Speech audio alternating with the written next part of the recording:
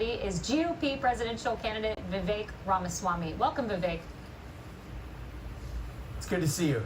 Good to see you. You know, when you're out on the campaign trail, are you hearing from folks what Kamala is saying that people are thankful for her? I'm not hearing that at all. To the contrary, as I listen to that, the only thing more frightening than putting her in charge of AI policy as the AI czar is actually putting her in charge of economic policy or having anything to do with our economic policy in this country. The reality is that neither Kamala Harris, though, nor Joe Biden are the relevant entities. Kaleigh, you know this well. The people who we elect to run the government, especially in this administration, they are not the people who actually run the government. These are puppets. They're symbols that they put up. It is the permanent managerial class that's actually running the show in that deep state. I think that's the dirty little secret, which is why I think it's a trap that we conservatives and on the right need to be careful not to fall into. Just to criticize Biden or Kamala Harris, it's almost too easy for a reason. It deflects attention from the real threat, which is the administrative deep state, and that's where my focus is. You couldn't be more correct. The number of times I saw the administrative deep state try to undermine President Trump, innumerable. But Vivek, we're talking about VP Kamala Harris. I'm curious, if you become the nominee, what would you look for in a vice president?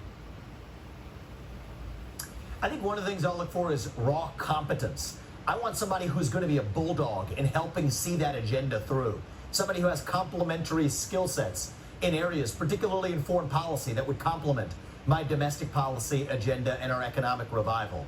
I think I would look for somebody who, in every quality, I'd go down the list of Kamala Harris, we'd pick the opposite. You'd have this, she's the czar of AI. We could use an AI algorithm to design the opposite of Kamala Harris. That would probably be a pretty good candidate for picking a vice president. But competence and doggedness of commitment to our pro-American agenda, that's what I'm looking for.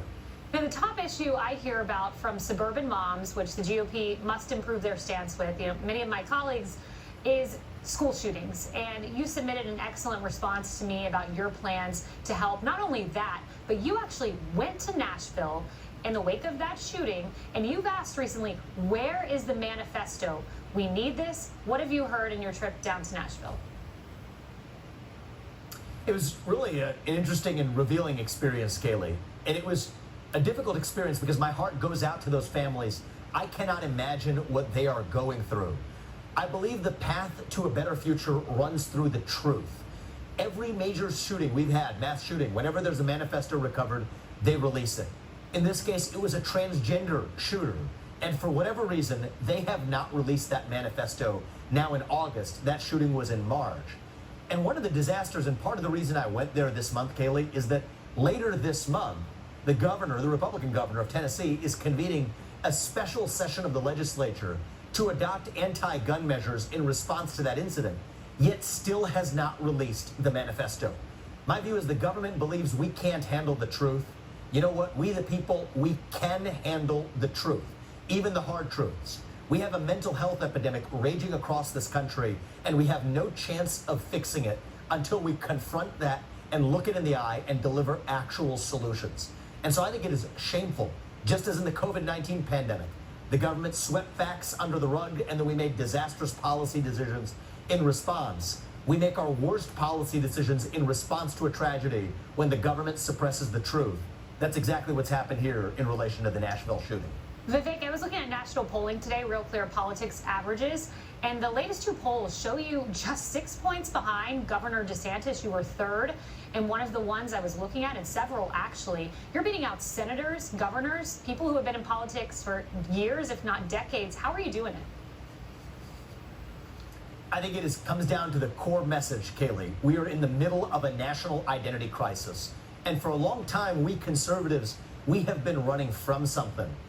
I'm in this race to lead us to something, to an affirmative vision of our own. The left gives us race, gender, sexuality, and climate. I want us talking more about the value of each individual, the family, the nation, God, what it means to be an American today.